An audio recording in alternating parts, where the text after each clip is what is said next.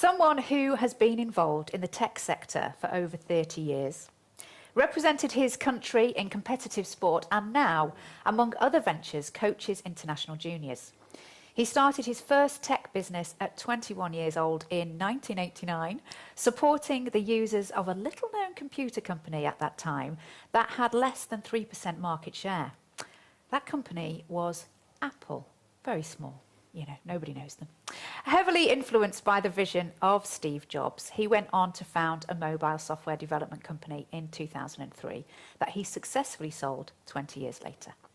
He is now helping young entrepreneurs at one end of the journey and advising on exit strategy to established entrepreneurs at the other.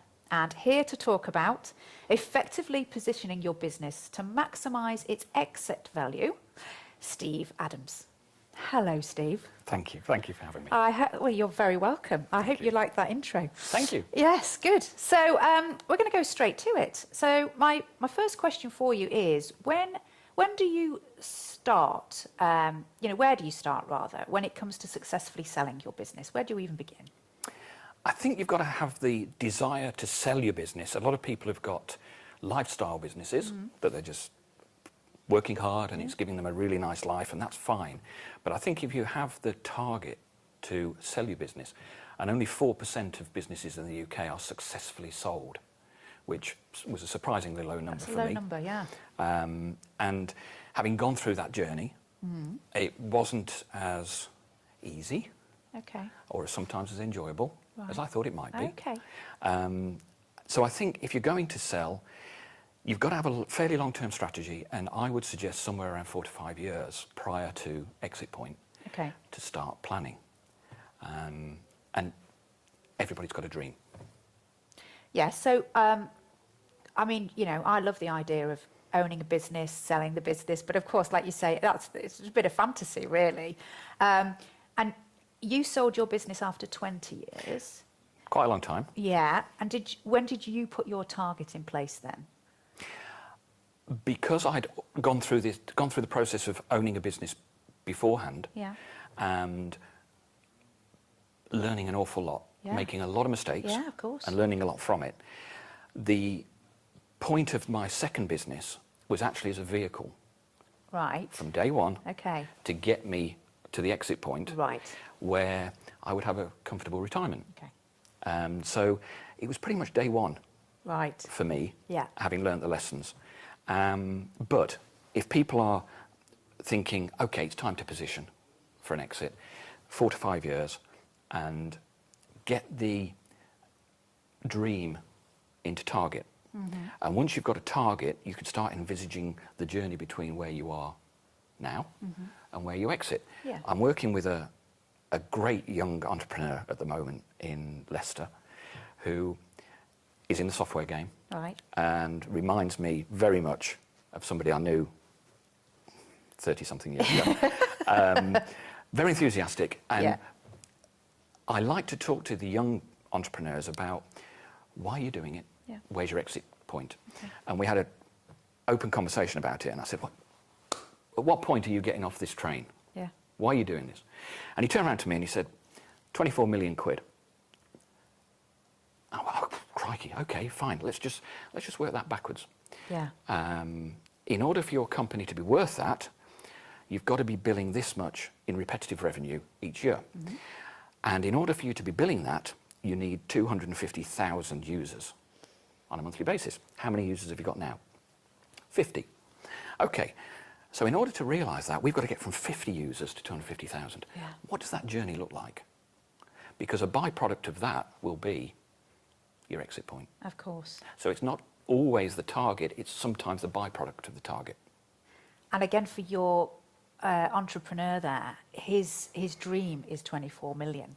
And you can, you can call that a target, but you're right, at the moment, it's just a number. And until he starts to put that strategy in place of how that's going to achieve, then that starts to give him a timeline, of course, and puts that into a year's, whatever that may look like. How are you going to grow? What's your annual increase? How are you going to get this user base up? Because in our tech industry, repetitive revenue is very attractive. I mean, it's slightly different and off topic, but so many people, we go into work, whether we're entrepreneurs or not, and we really have no idea that one day we'll need to retire. That's just youth, isn't it? That was my experience anyway.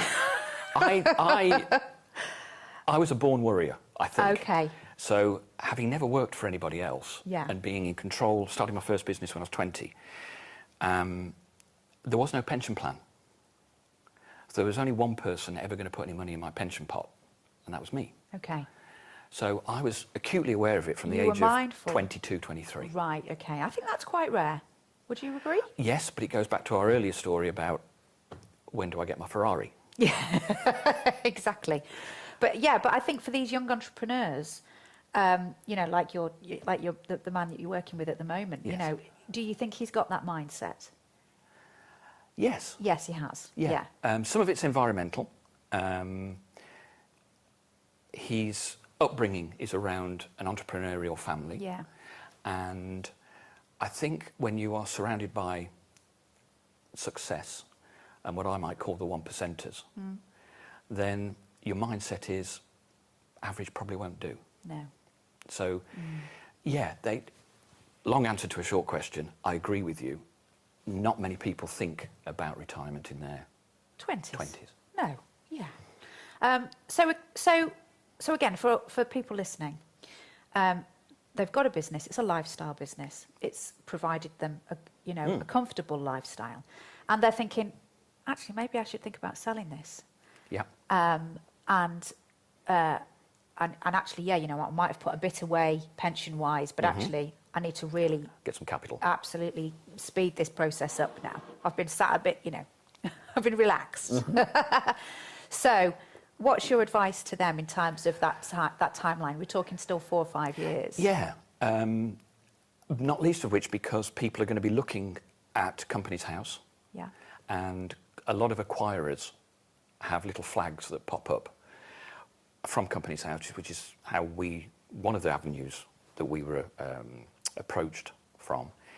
And I think if you've put 3 or 4 years of controlled and solid growth together at Companies House and you are putting these accounts in, people notice. Okay. And you might get a phone call. Right. There are other areas you can go to, agencies, which we'll talk about a bit more later, that kind of experience. Yeah.